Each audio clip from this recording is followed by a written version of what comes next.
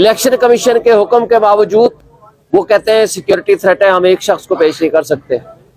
तो क्या ये तर्ज अमल इसलिए हम समझें कि इमरान खान अगर यहाँ आएगा तो दुनिया उनको मिलने आएगी, दुनिया उनको देखने आएगी? आज जो तौहीन अदालत वाला केस था इमरान खान साहब के खिलाफ, असद उमर के खिलाफ और फवाद चौधरी के खिलाफ, इमरान खान साहब को पिछली तारीख पे प्रोड्यूस करने का हुक्म दिया था इलेक्शन कमीशन ऑफ पाकिस्तान ने। No doubt election commission of Pakistan सबसे बड़ा आईनी इदारा है। इस आईनी इदारे के बहुत सारी जिम्मेदारियां और कॉन्स्टिट्यूशनल ऑब्लिगेशंस हैं।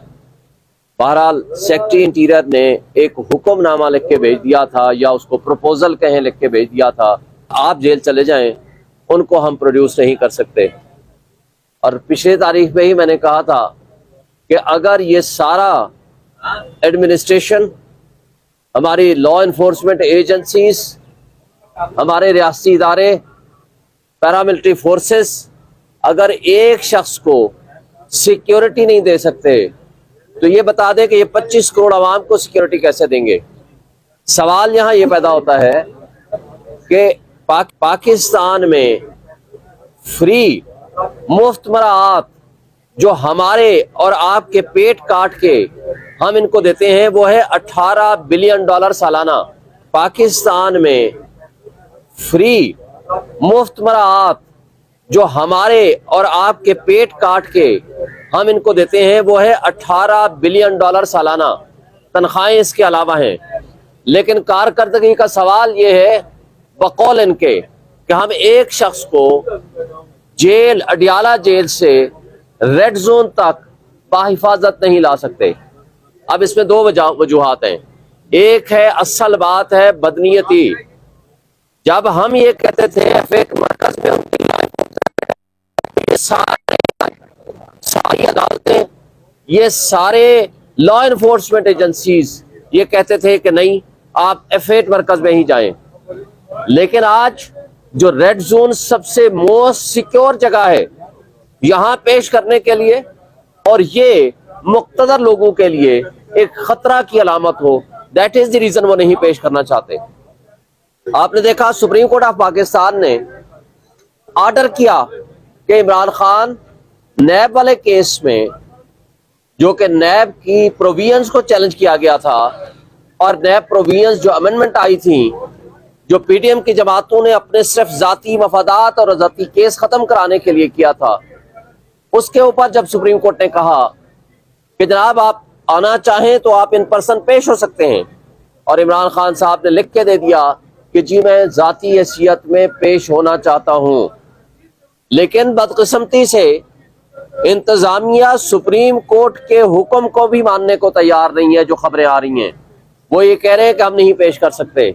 इसी तरह आपने देखा साइफर वाला केस, जो कि ओपन ट्रायल केस होना चाहिए, और उसका कोई भी केस, क्योंकि ये कोई मार्शल लॉ का जमाना तो नहीं है कि ड्राइंग रूम में या बंद कमरों में जो चाहो लिखो और जो चाहो जाकर के किसी को सजा दे दो।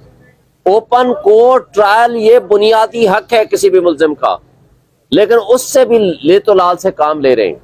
और दरअसल वजह यह है, आज भी मैंने इलेक्शन कमीशन को गुजारिश की कि जनाब इलेक्शंस हो रहे हैं लेकिन लेवल प्लेइंग फील्ड हमें नहीं दिया जा रहा। और आपको मैंने कहा हमने एप्लीकेशंस भी दे दी है, हमने आपको इन्फॉर्म भी कर दिया है, इलेक्शंस की डेट आ गई है, इलेक्शन की गहमा गहमी शुरू हो गई है।